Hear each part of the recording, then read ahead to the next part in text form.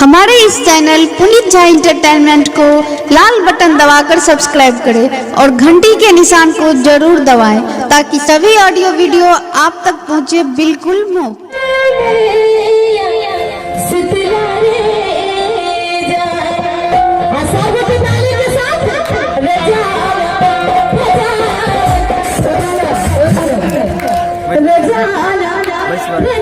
आएगी तो अपने साथ यूट्यूब के माध्यम से सुन बहुत प्यार से बात बेटा पहले हमारी फरमाइश आएगी जरूरी गाना सुना थोड़ा सा एक बारी विशेष आ गया तो तुम हाथ उठा के ताली के साथ रेजा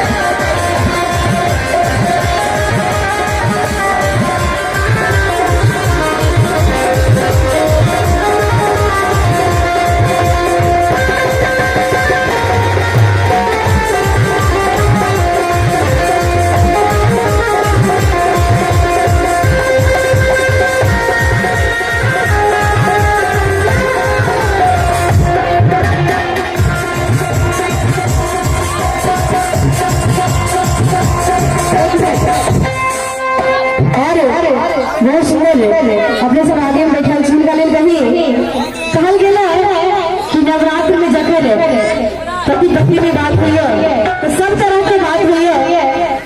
पहले तो पत्नी अपना पति से कही और बिना भाव में कही सुनावी सुंदर संगीत के माध्यम से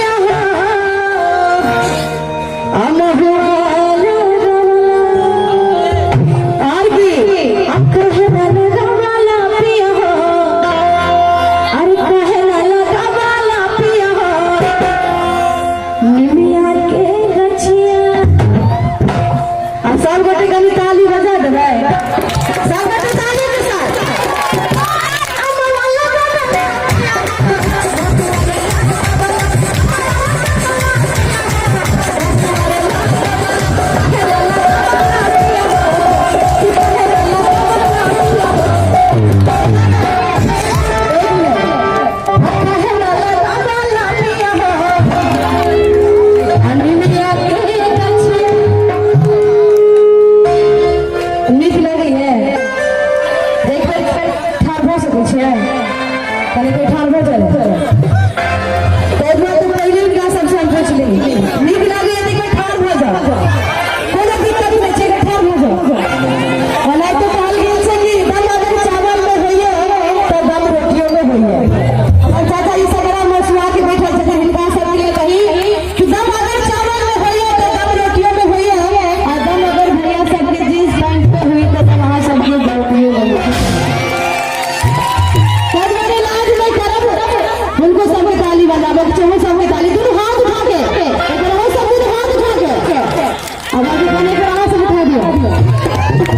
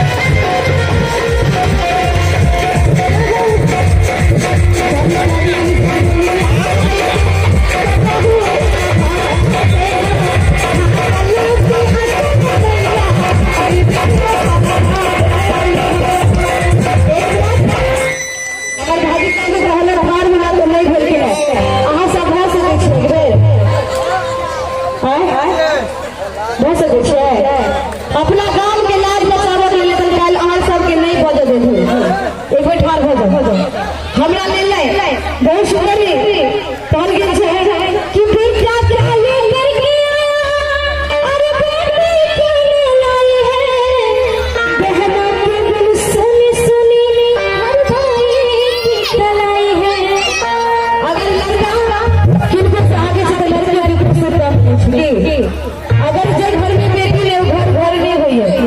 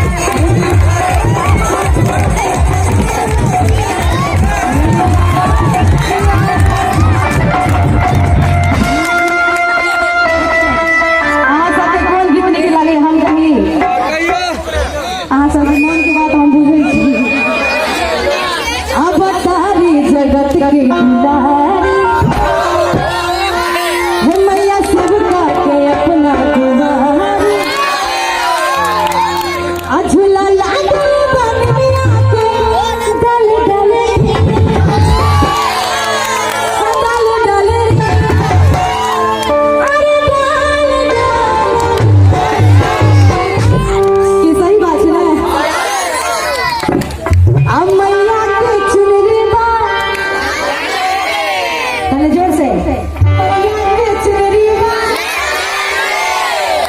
और जोर से बताए हम मैया के चुनरी बाप मैया के चुनरी क्या बात है। बहुत सुंदर बात याद अब यहाँ सबके देखे कि देखने में आप लोग बिल्कुल शर्मिंदा लगते हो और ऐसे जो डांस करके ताली बजाते हो तो बिल्कुल मुझे सही बात है। ताली के साथ हम मैया के चुनरी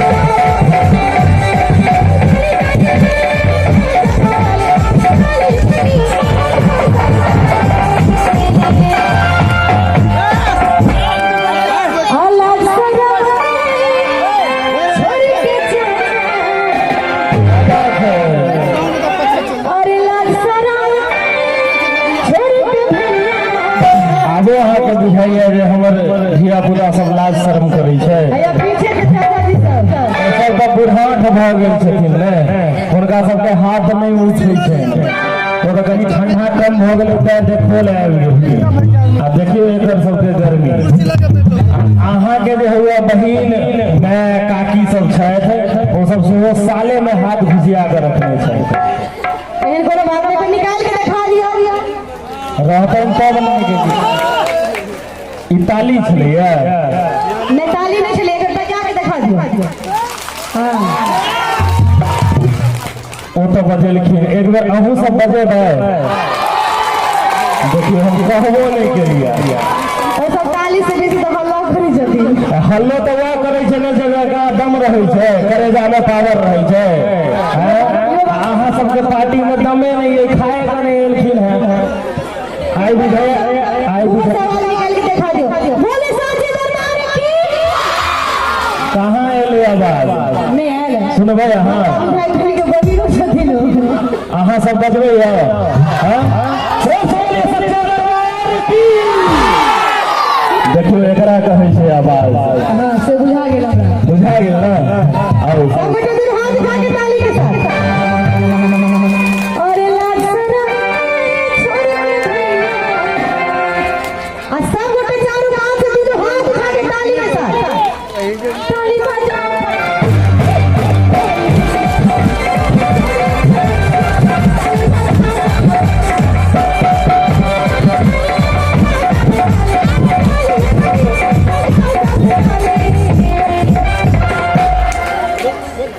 गरम गरम खुश। अरे लाजरा छोड़ के एक बेर हमरा ले नहीं बजा देबै। ई भैया के देखे में लाज हो छै। लाज हो ने भैया, मुंह में मास्क आ दोनों हाथ जेबी में। असली लाज भैया हिनके हो छै।